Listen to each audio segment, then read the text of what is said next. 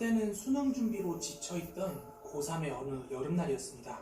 지금 이야기를 듣고 있는 고3 수험생 여러분들이나 아니면 이미 수험생 시절을 겪어보신 분들은 다 공감을 하실 거지만, 그 당시에 저는 공부든 뭐든 뭔가 어디론가 다 그만두고 도피하고 싶은 그런 심정이었어요. 게다가 그때가 여름이었던지라 몸이 근질근질하고 어디론가 놀러를 막 가고 싶은 마음이 굴뚝 같았어요. 하지만 당신이 찾던 무서운 이야기, 고비의 TV.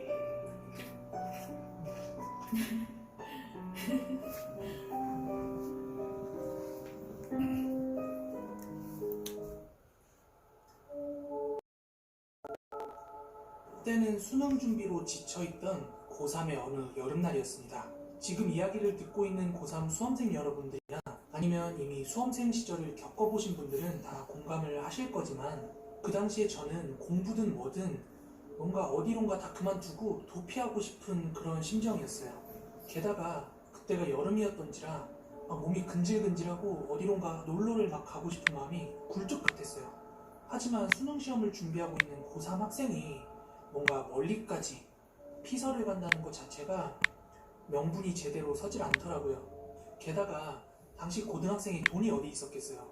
설령 피서를 떠난다 해도 뭐 방을 잡을 돈이라든지 피서지에서 먹고 자고 할 그런 충분한 돈이 없었기 때문에 참 피서는 저한테 사치 정도로 여겨지고 있었습니다. 그렇지만 이 여름을 그냥 보낸다는 것 자체가 너무 아깝다는 생각이 계속 드는 거예요. 그렇게 머릿속으로 쥐어 짜내고 짜내서 생각한 게 흉가 체험 한번 해보자, 이런 생각이 들더라고요.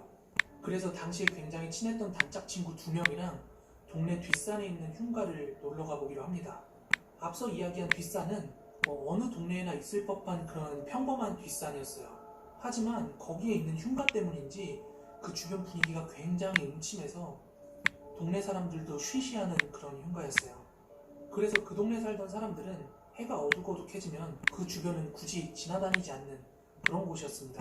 지금 생각하면 왜 그랬나 싶지만, 그 당시 억눌려 있던 고3 수험생에게는 흉가 체험조차도 굉장히 좋은 피서다, 이렇게 생각을 했었나 봐요. 그래서 저와 친구들은 그 흉가에서의 1박 2일 피서를 준비하게 됩니다. 저희의 계획은 그 흉가 안에 작은 텐트 같은 걸 하나 쳐놓고 흉가 체험도 하고 사진도 찍고 라면도 끓여 먹고 그러고 오자 하는 계획을 세웠어요. 그래서 저랑 친구들은 각자 역할 분담을 해가지고 여러 가지 좀 짐을 챙겼어요. 버너나 코펠이나 아니면 쌀, 라면 같은 것들을 좀 챙겨가지고 그 흉가로 떠나게 됩니다. 저는 동네에서 오고 가면서 그 흉가의 외관은 본 적이 있었고, 그 흉가에 대한 여러 가지 소문은 들은 적이 있었지만, 막상 직접 가서 그 흉가를 마주하니까 그 흉가가 내뿜는 분위기가요, 제가 생각했던 것 이상으로 굉장히 무서운 거예요. 여름인데도 불구하고 느껴지는 그 산자락의 어떤 한기, 그리고 그 오래 방치된 집의 특유의 냄새, 이런 것들이 저희를 약간 움츠러들게 만들더라고요. 그렇지만 저희들은 칼을 뽑았으면 무라도 썰자, 이런 심정으로 그 안에다가 텐트를 설치하고 이곳저곳을 둘러보기 시작했어요. 흉가는 저희가 생각했던 것보다 실내 평수가 굉장히 컸어요. 그래가지고 이곳저곳을 랜턴을 들고 돌아다니면서 이렇게 둘러도 보고 막 사진도 찍고 했는데요. 흉가의 분위기라든지 아니면 저희가 사전에 기대했던 것과는 달리 심령현상이나 귀신 같은 건 전혀 나오지 않았어요. 그래서 저희는 긴장이 서서히 풀렸어요. 그렇게 흉가를 둘러볼 만큼 둘러보고 저희는 설치해놨던 텐트로 돌아와서 라면도 끓여 먹고 맥주도 한 잔씩 하고 있었습니다. 그런데 흉가를 처음 들어올 때 너무 과긴장을 했다가 스르르 풀어진 탓인지 서서히 졸려오더라고요. 그래서 친구들이랑 텐트 안에서 뒹굴뒹굴 거리다가 그만 잠에 들었습니다. 그리고 시간이 얼마나 지났을까요? 뭔가 부스럭거리는 소리가 계속 나서 잠에서 깨서 눈을 뜨게 됐습니다. 눈은 떴지만 흉가는 워낙 어두워서 저는 아무것도 볼 수가 없었는데, 그 부스럭거리는 소리는 그 흉가 안에 부엌 쪽 방향에서 나는 소리같이 느껴졌어요. 일반 가정집이었으면 냉장고 돌아가는 소리라든지 아니면 집 밖에 도시의 미세한 소음 같은 것 때문에 그런 소리가 묻혔을 수도 있는데, 그런데 이 흉가는 산 언저리에 위치하고 있었고 흉가 안에는 아무것도 없었기 때문에 그 부스럭거리는 소리가 조금 더 예민하게 들려왔어요. 그와 동시에 저희 말고는 아무도 없다고 생각했던 그 흉가에서 그렇게 바스락바스락거리는 소리가 들리니까 내심 겁이 몰려오더라고요. 그래서 저는 옆에서 자고 있는 친구들을 조용히 흔들어서 깨우면서 귓속말로 조용히 일어나봐. 여기 누구 있는 것 같아. 하고 친구들을 깨웠어요. 그렇게 친구들을 깨웠는데요. 일어난 친구들도 그 소리를 듣더니 뭔가 겁을 먹는 것 같았어요. 친구들도. 그렇게 저와 친구들 모두가 일어나고 나서는 뭔가 확인할 수 있을 정도의 용기가 생기더라고요. 그래서 저희는 소리가 나는 부엌 방향으로 랜턴을 들고 천천히 접근을 했어요. 그렇게 저희가 랜턴을 들고 부엌 가까이로 다가가면서 그 바스락거리는 소리도 점점 가까워지더라고요. 하지만 저희가 랜턴으로 부엌을 비췄을 때는 아무것도 보이지 않았어요. 그래서 저는 부엌에 쥐새끼가 돌아다니나? 이런 생각을 하고 다시 돌아가려고 랜턴을 들고 몸을 돌리는데 부엌의 구석을 비친 랜턴에 너덜너덜한 치맛자락이 보였어요. 아주 찰나의 순간이지만 분명히 봤습니다. 그렇게 떨리는 손으로 랜턴으로 구석지를 다시 한번 비췄더니 저희 눈에 들어온 건 너덜너덜한 하얀 원피스를 입은 여자가 긴 머리카락을 바닥에 늘어뜨린 채 저희가 올 때 가져왔던 그 쌀을 구석지에서 아그작 씹어먹고 있더라고요.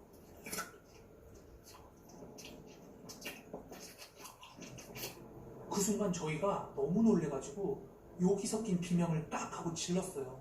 그제서야 그 형체가 저희 쪽을 바라보기 시작하는데 제가 그때 본 걸 그대로 묘사를 하면요. 입이 비정상적으로 벌어져 있었고 코는 완전히 문드러진 모습이었는데 눈은 새하얗게 흰자만 부릅뜨고 저희를 쳐다보고 있더라고요. 정말 그 순간 너무 놀라서 으리고 뭐고 다 팽개치고 흉가 밖으로 미친듯이 뛰어나왔어요. 그리고 친구들도 저를 뒤따라서 뛰어나왔고 저희는 그 안에 있는 짐을 챙겨올 생각도 못한 채로 다 각자 일단 집으로 돌아갔어요. 그리고 그 흉가 체험을 한 뒤에 거의 며칠 동안은 친구들이랑 얘기만 하면 주제가 그 이야기로 흘렀어요. 그렇게 저희는 하루, 이틀, 3일 지나면서 다시 일상으로 돌아왔습니다. 그리고 며칠 뒤에 주말이라서 저는 집에서 제 방에서 공부를 하고 있었거든요. 주말이다 보니까 어머니도 거실에서 시간을 보내고 계셨어요. 저는 한참 집중을 해서 공부를 하고 있는데 갑자기 어머니가 제 방문을 열고 들어와서는 너 공부 안 하고 라디오 듣니? 아, 보면 몰라. 공부하고 있잖아. 어머니께서는 제가 공부를 안 하고 꾀부리고 있는 줄 알았나 봐요. 그렇게 제 책상 주변을 쭉 훑어보더니 베란다 나가시더라고요. 그런데 채 5분이 안 돼서 어머니가 갑자기 문을 열고 다시 들어오시더니 이거 라디오 듣고 있었구만 이러면서 들어오시자마자 핀잔을 주는 거예요. 그래서 저는 무슨 라디오냐고 콘센트도 안 꼽혀 있는데 지금 소리 나냐고 그렇게 어머니한테 되려 따졌어요. 그런데 어머니께서 말씀하시길 제 방에서 계속 여자 중얼거리는 소리랑 웃는 소리가 난다는 거예요. 어머니께서는 제가 몰래 라디오를 듣고 거실 TV 소리도 줄이고 가만히 들어보니까 뭔가 맞는 것 같더래요. 여자가 계속 중얼거리고 있고 웃음소리도 나고 이러니까요. 그래서 어머니께서는 딴청 피우고 있는 저를 현장 검거하기 위해서 들어온 거라고 하셨어요. 그런데 제 방에 있는 라디오는 애물단지가 된 지 오랜데 게다가 듣지도 않았거든요. 어머니 말이 사실이라면 굉장히 소름 돋는 거잖아요. 며칠 전에 있었던 일도 찜찜해 죽겠는데 말이죠. 그런데 이상한 일은 여기서 그치지 않았어요. 다음날 저녁에 저는 방에서 공부를 하고 있었거든요. 그런데 저녁에 일 마치고 오신 어머니께서 제 방문을 노크하더니 들어와도 되냐고 물어보시는 거예요. 그래서 들어오라고 해서 어머니가 제 방에 들어왔는데 제가 왜 새삼 안 하던 노크를 하냐고 그렇게 여쭸어요. 그랬더니 어머니께서 저보고 너 여자친구 있냐고 이렇게 여쭤보시는 거예요. 그때 어머니께서는 주변을 살피면서 약간 조심스럽게 물어보시더라고요, 저한테. 저는 못소린 것도 억울한데 어머니께서 그렇게 물어보니까 어이가 없어가지고 그건 왜 묻냐고 그렇게 되물었어요. 그런데 어머니께서 말씀하시길 어머니께서 저녁에 일 마치고 집에 돌아오시는 길에 제가 공부를 하고 있으면 제 방 창문에 불이 켜져 있거든요. 그래서 어머니께서 평소처럼 제 방 창문을 이렇게 올려다 봤는데 누가 봐도 여자인 긴 생머리의 여자가 하나 서 있더랍니다. 저는 분명히 혼자서 공부를 하고 있었어요. 그날은 다른 날보다 어머니가 1시간 정도 일찍 들어오신 날이었어요. 그래서 제가 어머니가 평소에 오는 시간보다 전에 몰래 여자친구를 집에 들인 줄 알고 있었던 거죠. 근데 계속해서 이런 일이 벌어지니까 저도 마음이 안 좋아서 어머니한테 흉가 체험을 갔던 일, 거기서 겪었던 일을 설명을 드렸어요. 그렇게 제 얘기를 들으시더니 어머니께서도 뭔가 아차 싶었는지 이야기를 하시는데요. 최근에 저희 집 초롱이가 제가 학교를 가고 나면 어머니께서 이제 출근하시기 전까지 주로 이제 소파에서 강아지가 휴식을 취하고 있는데, 요즘 들어서는 그 녀석이 제가 학교에 가고 나면 제 방 앞에 납작 엎드려가지고 제 방을 올려다보고는 그렇게 두리번거리더래요. 그래서 어머니께서는 초롱이한테 엉아 학교 갔어 뭐 이런 식으로 말했던 기억이 있었나 봐요. 그렇게 저는 어머니한테 이실직고를 한 후에 그런 이야기도 듣고 고3이 괜한 짓을 했다고 굉장히 많이 혼났어요. 그러시면서 돌아오는 주말에 당장 절에 다녀오자고 그렇게 말씀을 하시더라고요. 제가 고3이 된 이후에 어머니께서는 기도 드리려고 줄곧 다니던 절이 있었어요. 그래서 주말에 어머니랑 저랑 같이 그 절에 가서 부적을 몇 장 받아왔어요. 그렇게 부적을 받아서 집에 돌아오는 동안에도 어머니한테 정말 막 잔소리 세례를 엄청 들었어요. 그렇게 집에 도착을 해서 현관문을 열었는데 초롱이가 저희를 마중 나오질 않는 거예요. 원래 평소 같았으면 꼬랑지 흔들면서 굉장히 막 반겼거든요. 그렇게 초롱이가 마중 나오지 않길래 저는 제 방으로 들어갔거든요. 그런데 초롱이가 죽어있더라고요. 도대체 어떻게 꺼냈는지 모르겠는데 저는 항상 제가 입었던 옷을 장롱에 다시 넣어놓거든요. 그런데 제가 흉가를 갈 때 입었던 그 티셔츠를 머리맡에 두고 초롱이가 죽어있는 거예요. 너무 슬프고 충격적이고 화가 나서 당장 이제 초롱이를 안고 가서 이제 땅에다가 묻어주고 그 옷까지는 태워버렸어요. 그렇게 저는 집에 돌아와서 어머니랑 집안 곳곳에 부적을 붙였는데요. 정말 초롱이 일은 슬프고 안타깝지만 그 뒤로 더 이상 미스테리한 일은 일어나지 않았습니다. 여러분, 마지막으로 하고 싶은 말이 있는데요. 절대로 흉가 가지 마세요. 제발요. 제가 고등학교 시절에 서울에 있는 보광동에 살았어요. 그 당시에 겪었던 정말 소름 돋는 실화인데요. 그 당시에 제가 살던 동네에 거의 한 20년 정도 그냥 아무도 살지 않고 방치된 집이 하나 있었어요.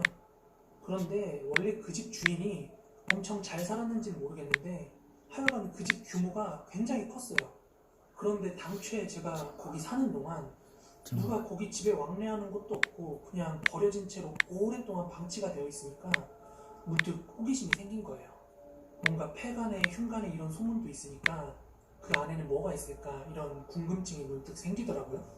그래서 당시에 독서실에 같이 다니던 우리 뺀질이 친구들이랑 그 흉가에 직접 한번 들어가 보자 하고 저 포함해서 당시 대략 한 8명 정도의 친구를 모았어요. 그래가지고 이제 친구들끼리 얘기했죠. 우리 제대로 한번 흉가 체험 해보자. 그래서 다 같이 주말 저녁에 그 흉가 앞에서 모이기로 합니다. 그렇게 며칠이 지났고 친구들이 현재 시각은 6시 정각입니다. 흉가 체험을 하기로 약속했던 8명이 이제 그 흉가 앞에 다 이렇게 모였는데 그 당시에는 저나 제 친구들 다 고등학생이니까 약간 객기를 부린 거죠. 8명이 동시에 다 들어가면 하나도 안 무서울 것 같은 느낌이 드는 거예요. 너무 북적북적하니까. 그래서 4인 1조로 두 팀으로 나눠가지고 각 팀별로 그 안에 흉가를 체험하기로 합니다. 그래서 뭐 대댄지라고 하죠. 뭐 어느 지역은 엎었다 뒤집었다 뭐 이러는데 그렇게 해가지고 4명 짝을 만들었어요.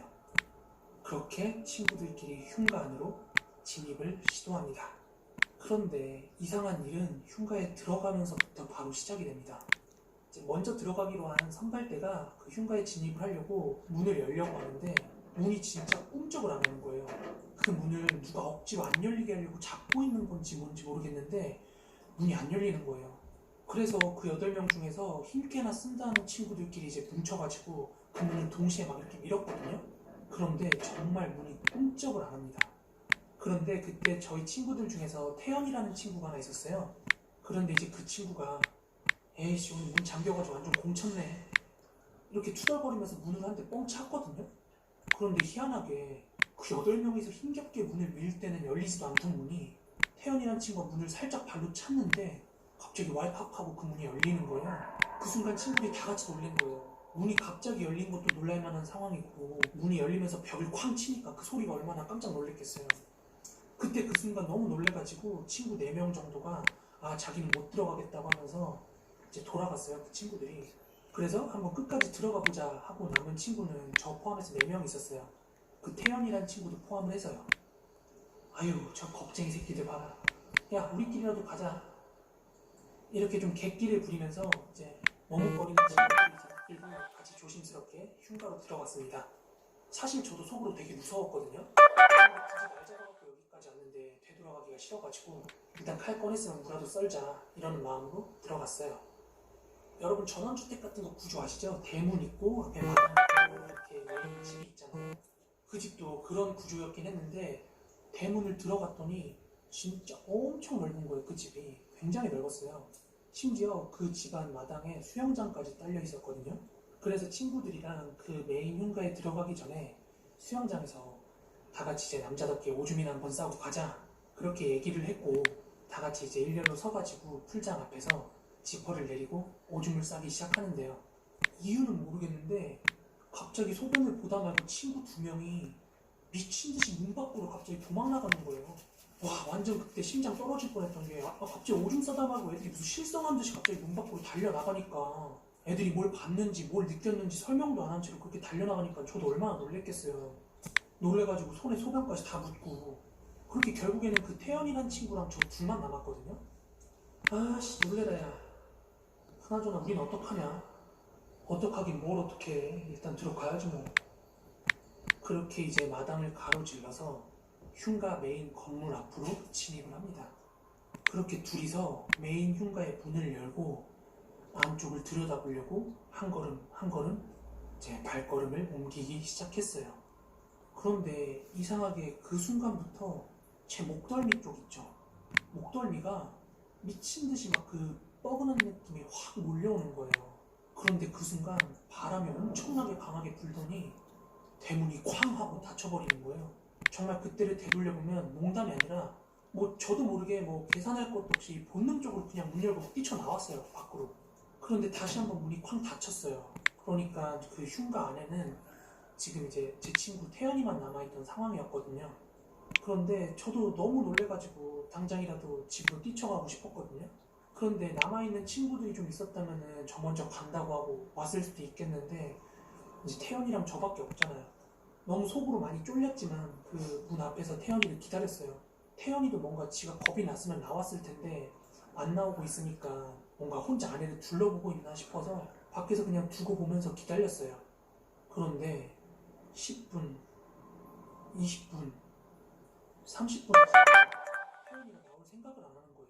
그래가지고 들어가긴 무섭고 그냥 문 밖에서 태연아! 태연아!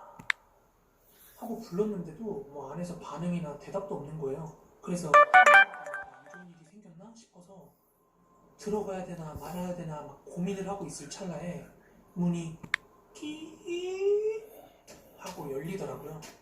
그런데 글쎄 태연이가 터덜터덜 걸어 나오는데 애가 초점이 없이 입에 침을 질질 흘리면서 나오는 거예요. 지금 억지로 그 표정을 지으라고 해도 못 지을 정도로 진짜 어떻게 말로 형용할 수 없는 표정이었어요. 진짜 아직도 소름이 돋아요. 진짜 얼굴이 그냥 제정신이 아니었어요. 그렇게 반쯤 정신 나가 보이던 태연이가 갑자기 하야 너 쌍둥이야? 하고 저한테 쌍둥이냐고 뜬금없이 묻는 거예요. 뭔 일인가 싶어가지고 태연이를 좀 정신 좀 차리게 하고 얘기를 들어보니까 태연이가 그렇게 저한테 질문을 한 거는 그 흉가 안에서 겪었던 일 때문이었는데요. 그 당시 상황이 이제 제가 잔뜩 겁을 먹고 그 흉가에서 뛰쳐나온 뒤에 태연이도 제가 문 밖으로 나간 걸 보고 같이 나가야 되겠다는 생각을 했는데 다리랑 몸이 안 움직이더래요. 자기 뜻대로. 그렇게 서 있는 상태로 갑자기 가위 눌린 듯이 몸이 움직이지 않는데 그 와중에 주위로 막 이상한 웃음소리가 자기를 감싸더래요. 그러다가 그 집 2층을 이렇게 딱 올려다 봤는데 그런데 그 2층에서 어떤 아이가 태연이를 이렇게 내려다보고 있더래요. 그런데 그 순간 갑자기 그 얼굴이 불쑥 태연이 얼굴 앞으로 오더니 너 이거 얘기하면 안 돼. 그리고 나서 그 아이 귀신이 등을 돌리고 걸어가는데 태연이가 뭔가 자기가 홀린 듯이 저 아이를 따라가지 않으면 나한테 큰일이 날 것 같은 그런 기분이 들었대요. 그렇게 그 아이를 따라 나섰는데 한참을 걷던 아이가 갑자기 뒤를 딱 돌아보더니 너 이거 얘기할 거지? 하면서 울먹이는 소리로 갑자기 이렇게 얘기를 하는데 그런데요. 태연이가 그 아이 귀신의 얼굴을 가까이서 보고서는 넋이 나갈 수밖에 없었답니다. 왜냐면 그 아이 귀신의 얼굴이 제 어릴 때 얼굴이었대요. 자, 여기까지가 무한도전 남양특집에서 하하씨가 풀었던 공포썰의 전말입니다. 이 보광동 흉가는 하하씨 때문에 굉장히 이슈가 됐죠. 그런데요, 여기서 끝날 것 같으면 제가 이 영상을 촬영을 안 했을 겁니다. 네, 이 흉가에 대한 후일담이 더 있습니다. 사실 이 하이라이트를 이야기하기 위해서 하하씨의 이야기를 끌고 온 거예요. 영상 보시는 분들 중에 인터넷 커뮤니티 해보신 분들 중에는 루리앱이라고 한 번쯤은 들어봤을 거예요. 그 루리앱의 한 유저가 실제로 이 보광동 폐가에 방문을 해서 사진을 촬영을 합니다. 그리고 나서 그 사진의 원본을 루리앱에다가 업로드를 하게 됩니다. 그런데 그 사진을 보고 사람들 사이에서 난리가 난 거예요. 왜냐하면 그 사진 안에 있는 한 나무에 핏자국이 너무나 선명하게 묻어있더래요. 그렇게 사람들이 왈가왈부하는 와중에 그 사진을 직접 촬영한 작성자가 쐐기를 박는데요. 긴가민가 아리까리가 아니라 그 작성자분께서는 사진을 찍을 때 분명히 핏자국 같은 것 따윈 없었다 라고 그렇게 못을 박습니다. 그렇게 주작이냐 아니냐 논란이 이어지고 있던 와중에 수일이 흘렀습니다. 그런데 동시다발적으로 수십 명의 회원이 그 유저가 올린 사진을 보고 나서 가위를 눌리거나 기이한 경험을 했다면서 막 연이어 글을 올리면서 호소를 하는 거예요. 그런데 심지어 그 사진을 촬영한 작성자 본인까지 가위를 눌리고 그런 현상을 겪는다고 후기가 올라오는데요. 그런데요, 여기서 진짜 무서운 점은 유저들이 다 같은 동일한 주장을 합니다. 그게 뭐냐면 무한도전에서 하하씨가 말한 어린 꼬마 귀신 있죠. 그 가위 눌림을 경험한 모든 유저들이 공통적으로 다 그 꼬마 귀신을 봤다고 그렇게 호소를 합니다. 결국 그렇게 논란이 되니까 작성자는 그 글을 내립니다. 이 루리앱 보광동 흉가 사건은 DC인사이드 가발 사건만큼이나 두고두고 회자가 되는데요. 지금은 아무리 찾으려고 해도 그 보광동 흉가 사진을 찾을 수가 없더라고요. 그래서 조금 더 서핑을 해보니까 사람들 댓글에 실제로 이 사건이 있었던 사건이라고 하더라고요. 다만 그 사진을 못 구할 뿐이지. 그리고 2020년 현재는 그 보광동 폐가 자리에 놀이터가 만들어졌다고 합니다.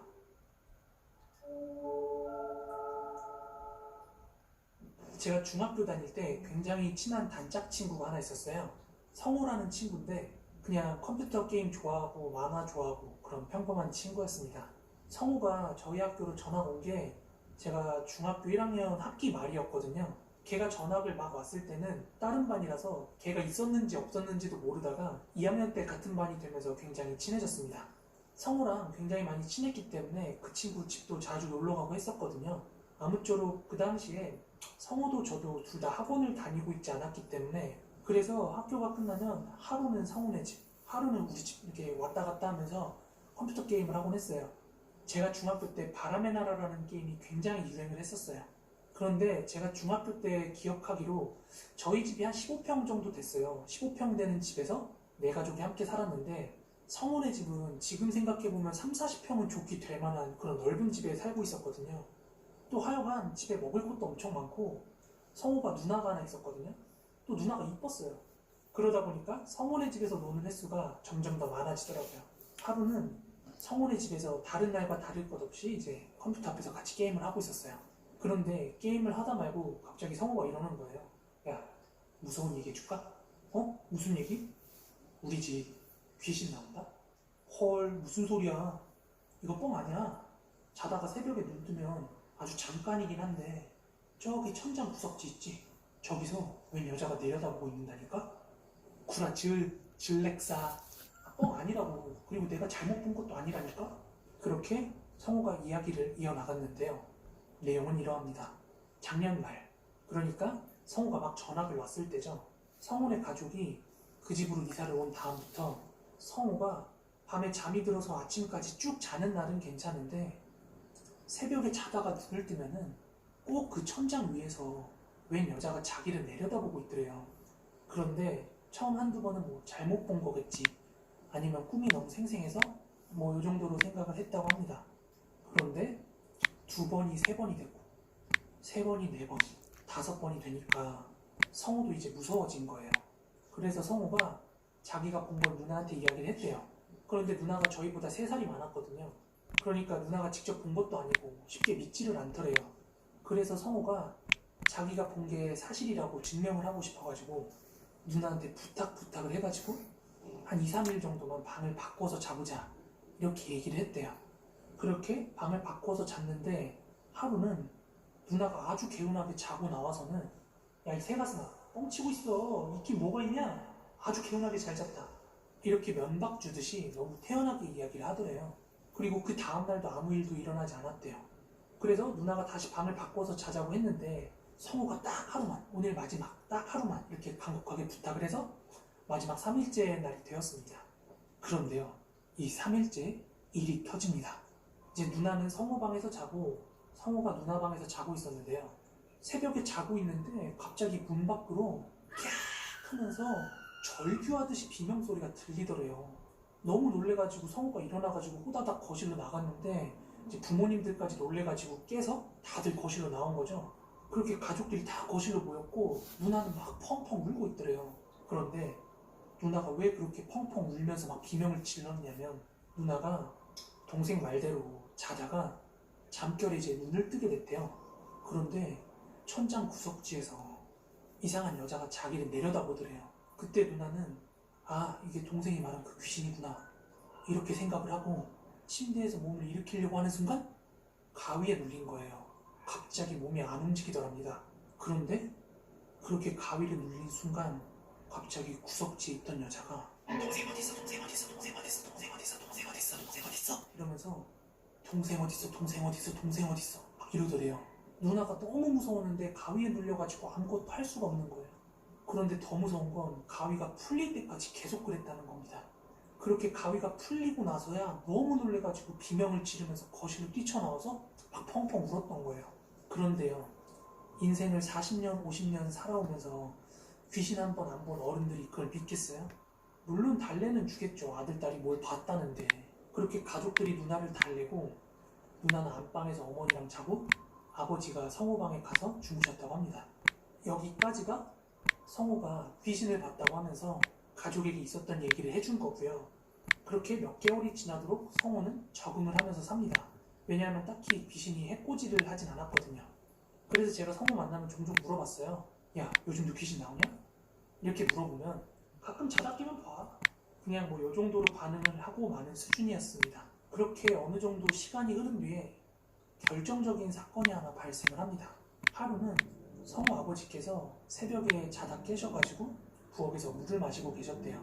그렇게 물을 마시러 나가는데 아버지가 성우 쪽을 보면서 소스라치게 놀라더래요.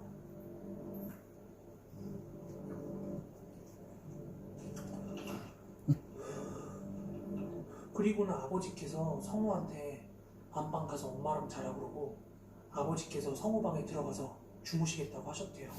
그리고 아버지께서 왜 그렇게 소스라치게 놀라셨는지 다음날 아침이 되어서 알 수 있게 됐는데요.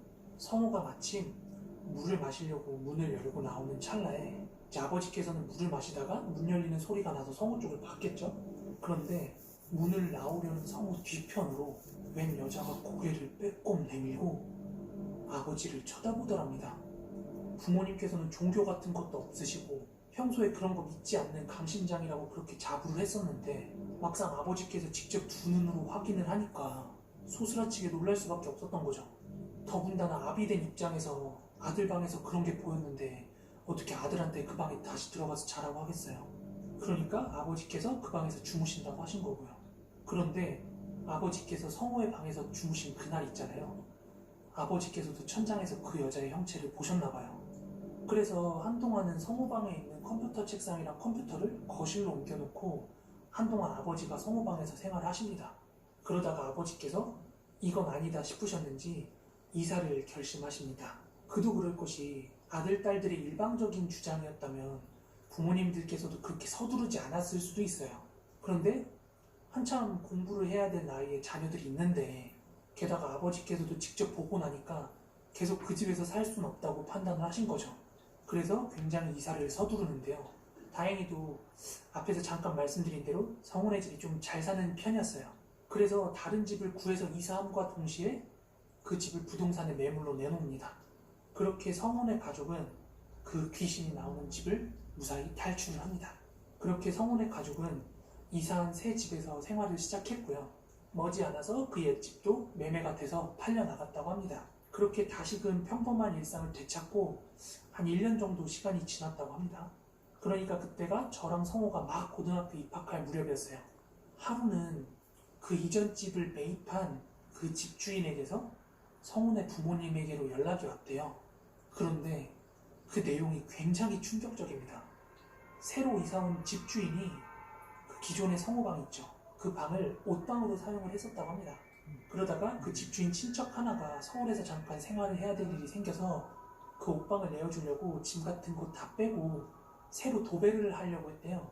그렇게 도배를 하려고 그 집에 발려있던 기존 벽지를 다 떼어냈는데 그 방 한편 천장 밑으로 나무 판자로 막혀있는 공간이 하나가 보이더래요. 그래서 그 집주인이 나무 판자를 뜯어냈대요. 그런데 세상에 그 나무 판자를 뜯어내니까 입구겠죠? 그 입구 안쪽으로 작은 같은 공간이 있더랍니다. 그리고 그 다락 안쪽에서 여러 장의 부적이랑 가위 그리고 칼가지가 나오더래요. 그래서 당시 현 집주인이 친구네 부모님한테 전화를 해가지고 도대체 이거 뭐냐고 나한테 어떻게 설명할 거냐고 막 그렇게 따지듯이 전화가 왔대요. 그런데 친구네 가족들은 심지어 거기 살면서 그 다락이 있었는지도 몰랐는데 숨기고 말 게 어디 있겠어요. 그래서 전화기 붙들고 굉장히 오랫동안 실랑이를 했다는 후문입니다. 그 이후에는 뭐 현 주인이 거기서 뭘 했는지 그런 거 뭐 어떻게 알 수가 없는데 아마 성훈의 가족들이 본 귀신이랑 그 장소랑 뭔가 분명히 연관이 있었겠죠? 그리고 친구도 전에 그 집에서 무슨 일이 있었는지 굉장히 궁금해했지만 그 누구도 뭐 알고 있는 사람도 알려주는 사람도 없었다고 합니다.